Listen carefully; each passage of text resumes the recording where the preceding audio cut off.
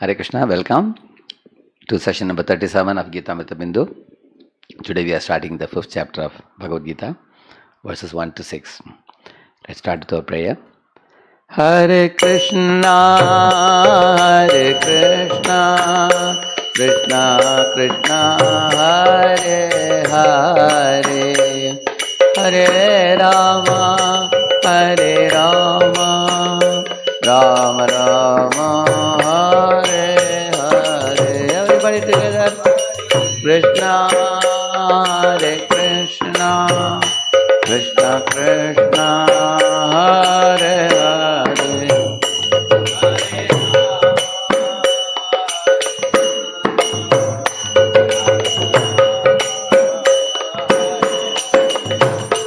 Hare Krishna, Hare Krishna, Krishna Krishna, Hare Hare, Hare Rama, Hare Rama, Rama Rama, Hare Hare.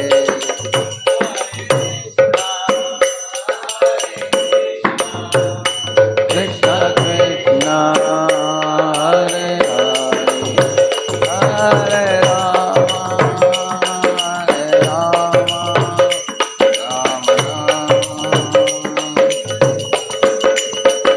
Hare Krishna, Hare Krishna, Krishna Krishna, Hare Hare, Hare Rama, Hare Rama, Rama Rama, Hare Hare.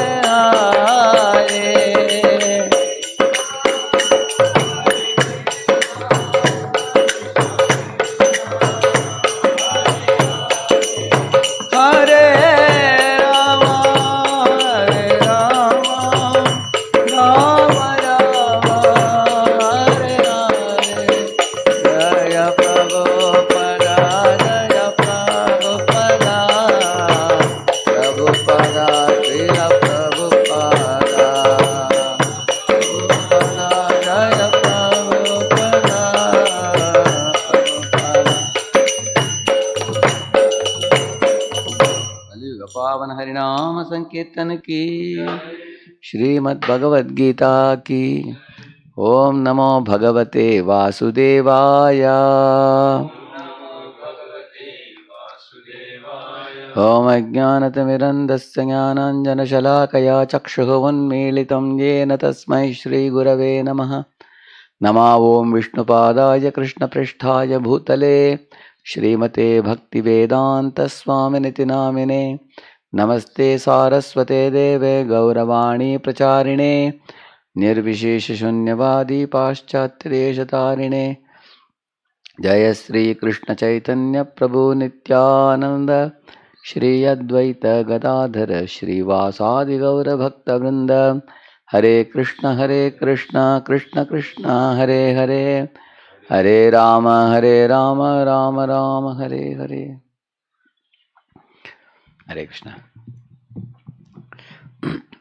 Before I get into the PowerPoint, I want to say a few words in summary so it will be very easy for you when we proceed with the PowerPoint. You see, in the fourth chapter, Lord Krishna has been talking about karma, vikarma, akarma at one place. After that, he also spoke about different type of yajnas, and he also spoke about faith. Shraddhavan labate jnanam. One should cultivate faith, and one should be free from doubts. And also the whole chapter has been on jnanam, divya jnan. So Arjuna was a bit confused in the beginning of this chapter. In second chapter also Krishna spoke about Sita Prajna. And then later on he spoke about Nishkama Karma Yoga. Again here he spoke about Jnana.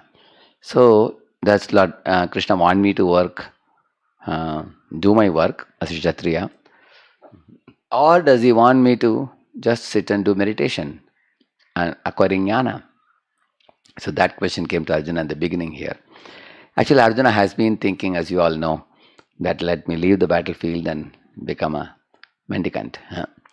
Let me do karma sannyas. Karma sannyas means you give up all activity and go to Himalayas. That kind of thing Arjuna had a thought also.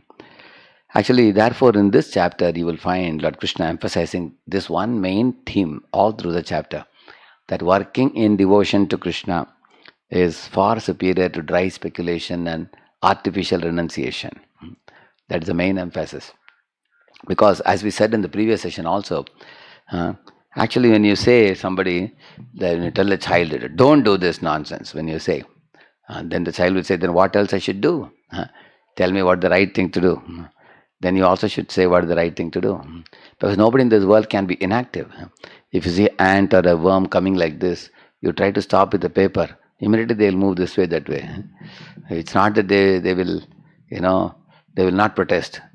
It's not that they will climb on the paper. No, they try to go here, there.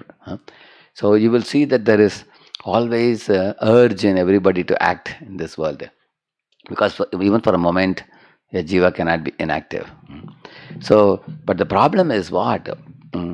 People are all acting in the wrong direction. That was told by Lord Rishabhadev in the Srimad Bhagavatam. Nunam pramatta kurte vikarma yadindriya preetaya apranoti nasadu manye yatatmanoyam asannapi kleshada ashadeha. He says that in this world, the root cause of all problems is sense gratification. Sense gratification. All jivas want to run after that. You will see that, eating, sleeping, mating, defending, we were saying about that. The animals do. Animal's body is actually meant for sense gratification.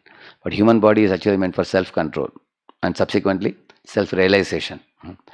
But most human beings are also doing sense gratification. You see, animals cannot control their senses. Like you see sometimes in the night, a pack of a dozen dogs, bow, bow, bow, they're all chasing after one she-dog. Because these dogs are whole night fighting with one another, tearing each other's bodies foolishly, because they can't give up sense gratification. But in human life, there is civilization. Human being can marry one woman and beget children and live peacefully. At the same time, human can also restrain his senses, and he has the ability to control his senses. At the same time, use the senses and mind in Lord's service. Just like if you see an aeroplane and a car may run in the runway, but the aeroplane can take off, but the car cannot. The animal's body is like a car, human body is like an aeroplane. So we can take off to the transcendental platform or divine platform. And that is what in human life we should do. And how do we do that? Not by giving up all activity. Right now I told you about the vikarmic activities which Rishabhadev says, which means people in this world get entangled by doing all nonsensical activities. So therefore the Shastras say, don't do nonsense. They say like they give up the nonsense. That doesn't mean they are telling you stop all activities. Because the dry speculators, they think that if you give up all activity and go to Himalayas, so I don't do any activity, then I cannot get entangled. They think like that. But even in Himalayas also, they have to eat something. Is it not true? And they have to make some place to live. In the night, there may be dangerous animals in the forest. You have to make a cottage or something to live. Isn't it? While walking, they may put their foot on an ant or something, worm or something they may kill. While breathing in, so many germs are dying. When they lit up some fire for cooking something, so many germs die. What about those sinful activities? They're called panchasona. What about that? So they can't escape from karma bandhana, even if they become sannyasi also. So therefore, Lord Krishna is teaching in this chapter, most important thing, 99.9% of the population cannot leave everything and go to Himalayas. Imagine if I tell all of you, in this world, if you act, you get entangled and you have to be born again and again. Because, as said in the Srimad Bhagavatam, like a green tree showers so many seeds, hundreds of seeds, and then it dries up. But those hundreds of seeds produce more and more trees. Similarly, when our body is young, hale and healthy, we commit so many sinful activities. And then those sinful activities produce further bodies in future. Punarapi jananam, punarapi maranam. In this way, the cycle of birth and death continues in this world. That's called karma bandhan, we call it. And in every lifetime, there is old age, disease, death and everything. So if somebody says, how to stop it? Let me stop all activity and go and live in a remote jungle. How many of you think people can do that? 99.9% of the population, if you tell them, leave your mother and father, leave your family and children and wife and everything, go to Himalayan mountain and live alone. Who can do that? It's a very impractical religion, it is. On the contrary, Krishna in Bhagavad Gita is giving a very, very practical religion. He says that instead of doing that, You don't do sense gratification, bhog, and you don't go for renunciation in the jungle, which is tyag. So these are like two ends of the pendulum. First, people do bhog, they get rogue, they get frustrated, then they go for tyag, renunciation. And then tyag also it becomes very difficult. Why? Because in the forest, when he's meditating, some dirty thoughts come in his mind because senses are wanting to act. Then again, he will come back to bhog again. So don't go to this pendulum of bhog and tyag. Instead, Krishna says, do the activities, but do it all for Krishna. And that is the way Nishkama Karma Yoga can be connected to Lord. Like in Hindi we say, Chodana nahi hai, jodo. Connect everything to Lord, and that will become divine by doing that. So that is the main theme of this chapter. Don't try to artificially renounce. And artificial renunciation is like a monkey renunciation, we call it. Ashmashan Vairagya, Markata Vairagya. What is that? A monkey lives in the forest and looks like a great renunciate. It looks very thin. It has no dress in the body. It looks like a great, sage in the forest. But monkey has got connection with dozens of female monkeys. In the same manner, if somebody becomes a renunciate and goes to Himalayas, but he doesn't control his senses, again he falls prey to senses, and again he gets sinful reactions and entanglement by his false renunciation. Falgu Vairagya, we call it. Instead of that, one can live in this world, act in this world, but act only for Krishna. Use all one's senses, mind, life, everything for Krishna. And that is called Nishkam Karma Yoga. And then gradual purification will take place over a period of time. Regulated lifestyle and offering fruits to Lord. Krishna is emphasizing that. So you are a Kshatriya, do the work of Kshatriya on my order and offer the fruits to me and lead a regulated lifestyle. So, like for example, elephant is eating 200 pounds of food and ant is eating 2 grams of food. The animals and insects, they never eat more than what they want. Not only that, you will see pigeons also, if you put some grains, they will come eat and they will go away. They will never stock it for the next day. Ants also, they will come eat and go away. Elephant also will eat. Elephant eats a lot, but it never stores for the next day. It's only one creature who stores. Who is that? Human being. You will see that. So therefore, you will find everybody is accepting quota. Lead a regulated lifestyle. And yukta hara, as it is said. And also offer the fruits to the Lord, and it becomes sanctified, all your actions. So even though you are acting in this world, your actions are not binding, they are liberating. That's the main theme of this chapter. Let's proceed ahead now. See, these are the different sections of the chapter. Arjuna is asking, should he take sannyas or should he do karma yoga? And Krishna will say at the end, you do karma yoga and get liberated. Now Arjuna will be confused. Really? I thought sannyasi is liberated. How can a karma yogi be liberated? So karma yogi is living in the world and doing action. But his actions are very special. Like we told you earlier about cashier and soldier example. Karma yogi is never bound because his actions are all amritatvam. Yeah. So karma yoga is equal to sannyas and it is easier than sannyas. Krishna says this. Yeah. In this way you can get liberated. So I'm not going to talk about all this flow charts. You can see yourself. They're easy. If you leisurely sit with this and understand, it will be easy. Arjuna uvacha sannyasa karmanam Krishna punaryogam cha samshasi yachre yorekam tanme bruhi sunishchitam. Yeah, he's asking, oh Krishna, first of all, you asked me to renounce the work and become sthita prajna. And then again you are recommending work and devotion in the 3rd chapter. Now will you kindly tell me definitely which out of the two I should do, Krishna? Should I focus on jnana or karma? Any one you tell me. Then I'll stick to that. Because Arjuna is thinking these two are two different things. So Krishna is recommending the spirit of renunciation in work. That means you do work in a renounced spirit that Krishna is telling. But Arjuna is thinking either I give up all work and go to Himalayas by being a renunciate, or I work in this world and get entangled. That's the two things he knows, bhog and tyag. He doesn't know in between the bhog and tyag. You can take the things of the world and use it all in Lord's service. Everything. That's the main point. Like the mic system now, you can use it for glorifying the Lord. And that way you get liberated by such glorification, than get entangled. Everything can be utilized. In fact, the Lord's energies are everywhere, all over the creation. Like you see, people are using electric toothbrush. They have electric shaving machine. They have a electric operated this thing also for cleaning the room also. There is a vacuum cleaner also. So you can see that these guys are using all electricity for different purposes for their own sense gratification. You use the same electricity to glorify the Lord. You can use the electricity to put nice bulbs in the temple. Uh, you can actually use the same electricity to actually decorate a very beautiful picture and lit it up of the Lord, and so people will come and see that. So the point is, what in this world everybody is doing activity, but we have to do all the activities for the Lord. And why should we do all activities for Him? Because if you go to the garden, you see blooming flowers. They are actually producing flowers to be used in Krishna service.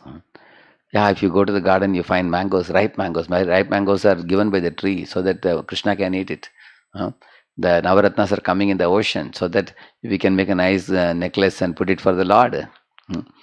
In this way, you will see all the nature is offering various gifts for Krishna's pleasure because Krishna is the father of all creation.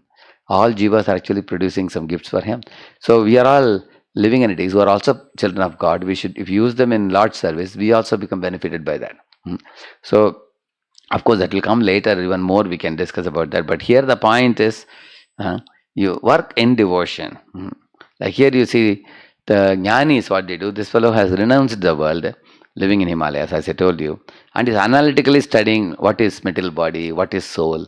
They have a neti process. Neti means, I am not this body made of flesh and bones. I am not the mind. I am not the intelligence. I am not the ego. Na iti, na iti. Then what am I? Oh, now I have understood. Aham Brahmasmi. They understand that soul is different from the body. Just like in a sand, when you keep on digging. Oh, these are all sand. Throw it away. Then the gold comes. Oh, gold is of a different quality. This is gold and this is sand. In the same manner, in Jnani, by Sankhya process, he analyzes the elements. There is a Panchamahabhut, earth, water, fire, air, ether. And there are three elements which are subtle: mind, intelligence, and ego. Then there are five tanmatras, Shabda, Sparsha, Rasa, Rupa, Gandha. For each one of the five senses, there are five. And there are five jnanendriyas, eyes, ears, nose, tongue, and skin. And five karmendriyas, hands, legs, genitals, rectum, and speech. So in this way, if you count all the elements, it will come to 24 elements.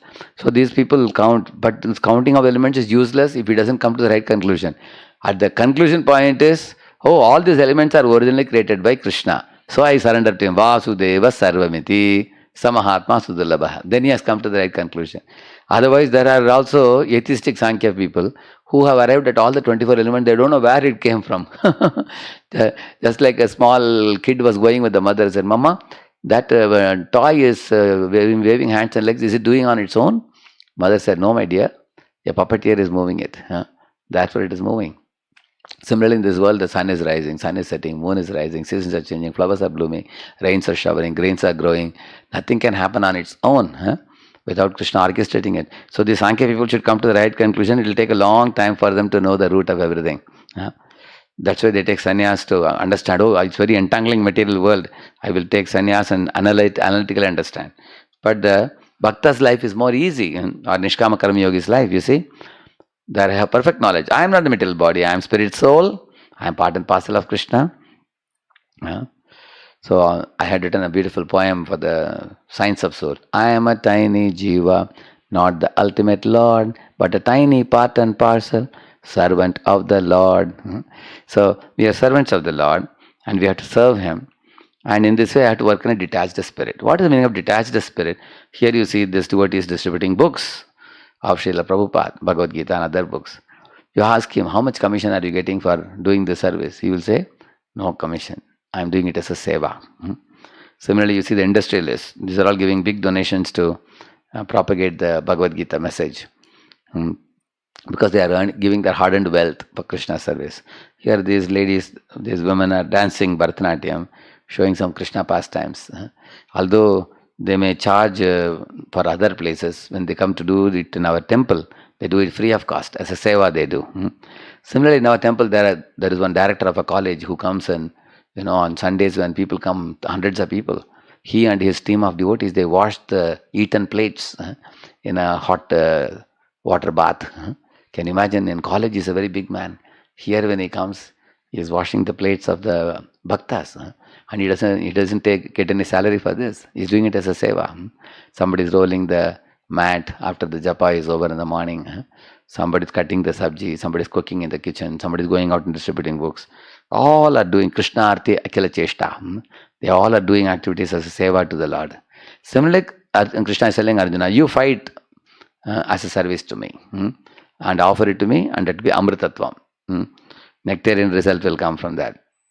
Like here you see, like I told this example before, a gardener is making flowers, but the area for the garden is given by the Jamindar. Seeds are given by him, and the hose pipe is given by him, everything. So he will make the flowers and give it to the Jamindar. Similarly, Krishna has given us everything for us. What do we have to renounce in this world? We have nothing to renounce, because everything belongs to him. Like this body I possess is given by him. In this body, I have senses, I told you, the 24 elements, it's all created by him. The brain is created by him. So we have to think like this, because everything belongs to him. Imagine I come to your house and say, I renounce this car, I renounce this umbrella, I renounce this house. You will laugh at me. What are you talking? You are coming to another place, another man's home, and saying you are renouncing. Similarly, when we all came into this world, we came with a naked body, and we didn't bring anything. Then what do we have to renounce? That is one thing we have to renounce. Imagination that everything belongs to us. That we have to renounce. The reality is everything belongs to Krishna, because he is the creator. And because everything belongs to him, we should take everything and engage it in his service. That's the right thing to do. This is how Nishkama Karma Yogi thinks. Who are you? If you ask him, he will say, I am a servant of God. You ask Hanuman, he will say, I am Dasoham Kaushalendrasya. Like that he said when he was asked, who are you? When he was asked, he said, Dasoham Kaushalendrasya. He said, I am the servant of Lord Rama. He said, what work you do? I do the work allotted by God. How do you do the work? I work with great sincerity, dedication, and everything. And what do you do with the result? I hand it over back to God. Because he gave me the senses and brain and everything, I give it all back to him. This is the meaning of Nishkama Karma Yoga. This is the mood in which we should work. And also, we should shift our attitude from doership to divine. We can't do anything in this world. We are practically powerless. Like, all your baby tooth fell. And then the new tooth came. Do you know even when it happened? We are not doing it. It's already happening in our body. You can see that. How a child is born in the womb.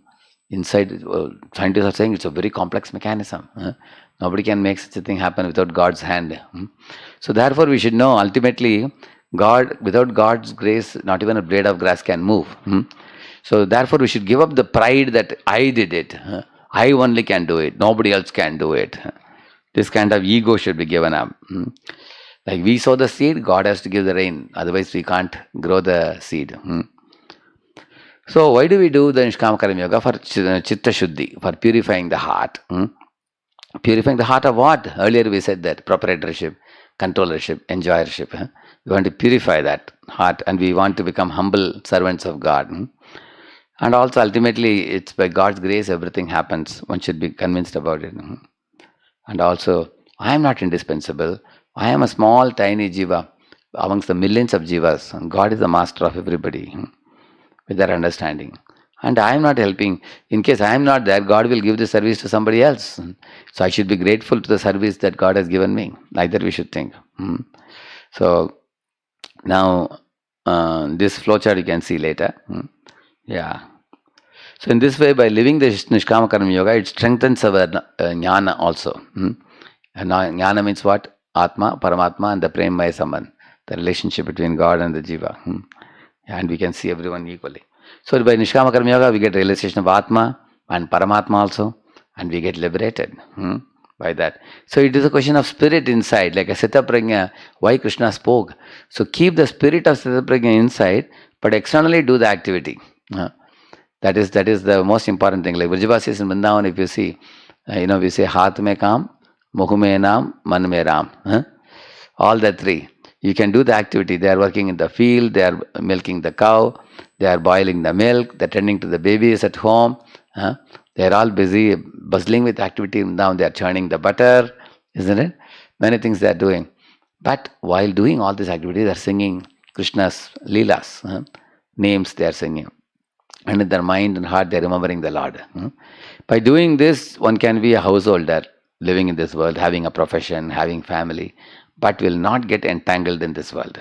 He will not be repeatedly taking birth again and again. Taktva deham punarjanmana iti mameti sorjana. Krishna says in 4.9, he said that. Yeah. So, Krishna is praising both the paths, Jnana Yoga and Karma Yoga. But Arjuna is surprised. Karma Yoga is full of action, Jnana Yoga is full of inaction. How these paths can be considered similar? Arjuna is wondering. That Krishna will explain. Yeah, like you see here in the picture, Arjuna is thinking, if I fight now, this is activity. On the other side, if I take sannyas, I go to Himalayas. Like that fellow. These two are opposed, he's thinking. But Krishna is telling it's not opposed, it's the same, he's saying. Why he's saying it's the same? In this world, all the jivas are engaging in activity and getting entangled. Therefore, they take sannyas not to do activity in this world. On the other hand, Arjuna, like people, they are engaging in activity and offering fruits to the Lord. So therefore, the karma bandhana doesn't come. So both are ultimately same only. Like that, Krishna will explain. Shri Bhagavan Uvacha Sannyasa Karma Yogascha Nishreyasa Karavubhau Tayostu Karma Sannyasat Karma Yogo Vishishyate. Krishna is telling, you see the renunciation of work which you see in the picture also on the top, and work in devotion which you see below. Both good for liberation. Actually, see this sannyasi seems to be an elderly person who is climbing on the Himalayas going up to renounce the world and stop all activity. On the other hand, the small Gurukula kid is plucking flower. Although he seems to be doing activity, he is not entangled. Why? Because he is plucking flowers to make a garland for Krishna. In this way, we can fill up our day with varieties of activities in relation to Krishna. Then we will never be entangled. And this is more easy than going to Himalayas. That's the main point, Krishna says. So you can see this later. So there is a principle called Yukta Vairagya that is explained here. See, there are two verses explained on left side and right side. The left side is the right thing to do in life, Yukta Vairagya. And the right side is the wrong thing to do, which is Falgu Vairagya. Yukta Vairagya means Anasaktasya Vishayan Yatarham Upayunjatah Nirbandha Krishna Sambandhe Yuktam Vairagya Muchyate. What is the meaning of Yukta Vairagya? Vairagya means Vigata Raga. You give up your attachment for the things of the world. That's Vairagya, isn't it? For Vaishnavas, Vairagya means avoid things which are detrimental to the progress in Krishna consciousness. Anything that is coming in the way of advancing towards Krishna. But Yukta Vairagya means what? You accept everything of this world, but not for your enjoyment, but for offering to Krishna. Like for example, there was one saintly person, he will never touch money. He says, if I touch money, I feel burning sensation. I will not touch at all. But Vaishnava is not like that. Vaishnava can accept money and use it in Krishna service. For example, Rup Sanatan lived in Vrindavan. Some rich merchant came and said, I have a lot of money. How can I serve you? They said, we don't want anything for ourselves. We wanted to make a beautiful temple for Krishna. Radha Govind temple, Radha Madan Mohan temple. So opulence for Krishna, poverty for oneself. This is Vaishnava philosophy. Vaishnavas actually don't enjoy things for themselves, but they take things for Krishna's enjoyment. They feel that I can live under a tree, but Krishna should live in a comfortable temple. I can eat very simple foods and roots and berries and nuts, but for Krishna I want to offer the most opulent foods.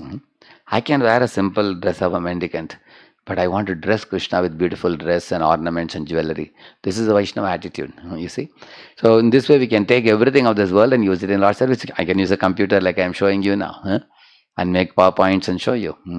I can use a mic to glorify Krishna. In this way, we can actually sanctify everything in Krishna's creation, because ultimately all this creation has sprung from Krishna, God only. So we can offer it all back to Him. And Falgu Vairagi means, he says, no, Shushka Vairagi, dry renunciate. Like I told you, the monkey Vairagi or Shmashan Vairagi. Shmashan Vairagi, people say, oh, I was talking to him yesterday at 9 o'clock, he was alive. Today morning I see him dead. What is there in this world? Oh, this world is a useless place. I also feel like giving up everything, they say. But after the body is burned, when they return home, on the way only they are talking about money and property division and everything. Because Shmashan Vairagya means short-lived Vairagya. So in this world, renouncing things people talk about, but nobody can renounce very easily. I heard that one old man called his son and said, hey, my dear son, look at your wife.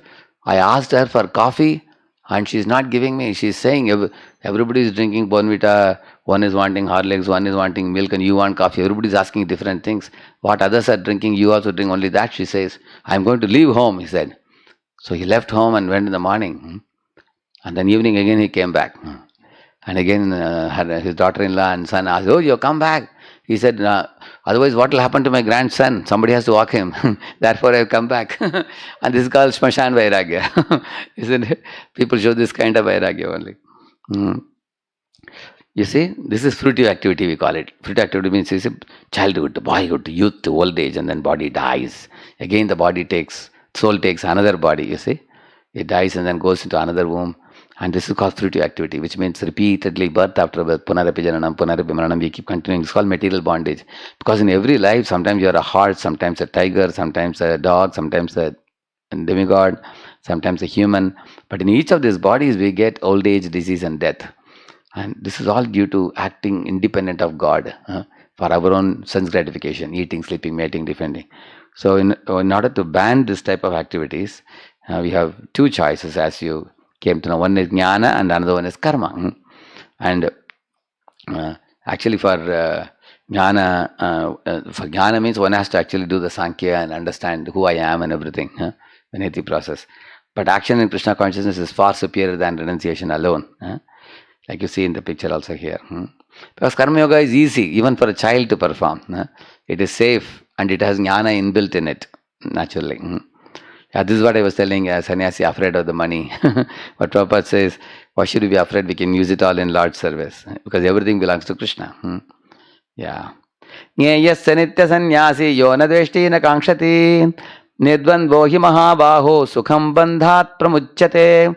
A devotee never hates anything of this world. Why? Because why should we hate it? Because we can use it everything in Lord's service. We don't hate it. Nor do we desire for our enjoyment. That also devotee doesn't do. Both he is saying, Yavana dveshti na kankshati. For personal enjoyment, they will not accept. But for Krishna's enjoyment, they will accept. Yeah. Like you see in the picture here. This is how devotee, by the perfect transcendental knowledge, he gets liberated. He knows soul, God, and the relationship. Whereas imperfect knowledge of the Mayavadis means they imagine that I am only God. Danda grahana matrena nara narayano bhavet, they say. Once you accept danda and become sannyasi, you are only Narayana, which is the wrong information. How can an ordinary human being be considered Narayana? It's very offensive to think like that. Narayana is supreme, we are subordinate. That perfect knowledge is there with a Vaishnava devotee. Therefore, he will engage in Nishkama Karma Yoga and purify, and full knowledge will awaken in his heart. And the result of transcendental knowledge is he gets liberated from the material world. Yeah.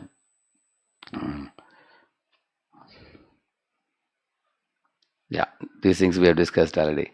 Sankhya yoga pratak balaha pravadantina panditaha ekamapyastita samyak ubhayor vindate phalam.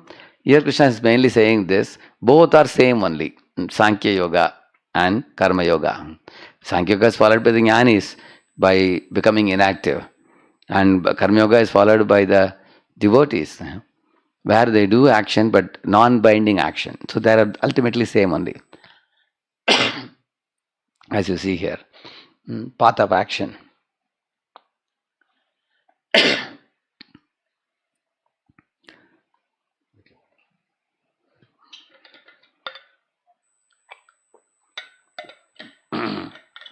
Yat sankhya prapyate sthanam tad yogairapi gamyate ekam sankyam cha yogam cha yah pashyati sa pashyati.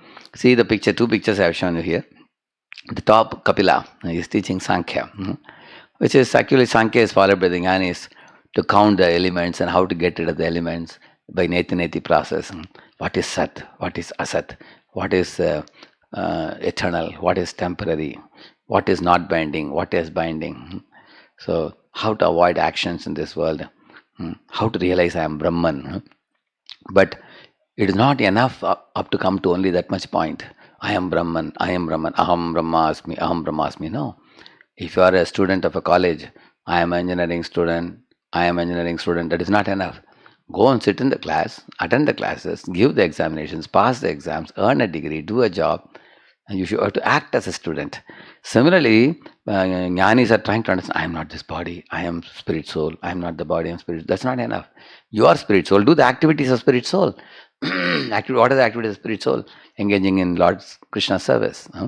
And that bhaktas do, like you see here below. In a liberated state, the bhakta is always doing bhajan of the Lord, joyfully. And that activity never binds the devotee. Yeah. See here, the picture, it is on detached from matter. Here is attached to Krishna. Ultimately, both are same. Yeah. In fact, detachment from matter is incomplete. Attachment to Krishna is more complete. So you can go through these things leisurely. Yeah. Detachment from matter and attachment to Krishna are one and the same. You saw this? One who can see this, he sees the things as they are.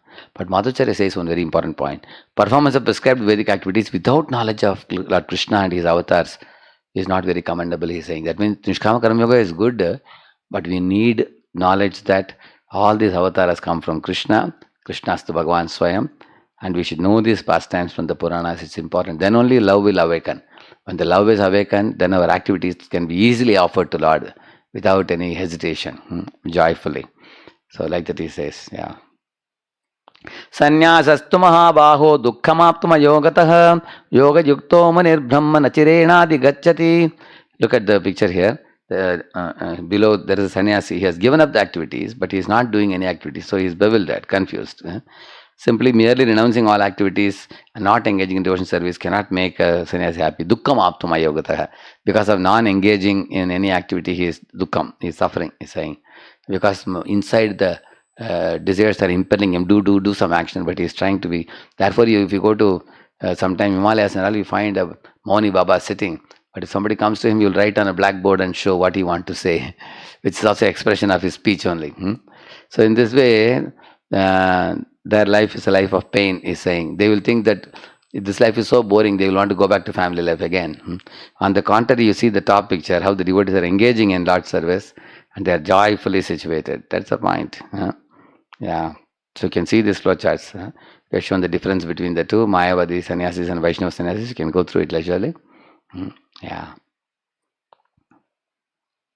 Srila Prabhupada ki jai. Thank you very much.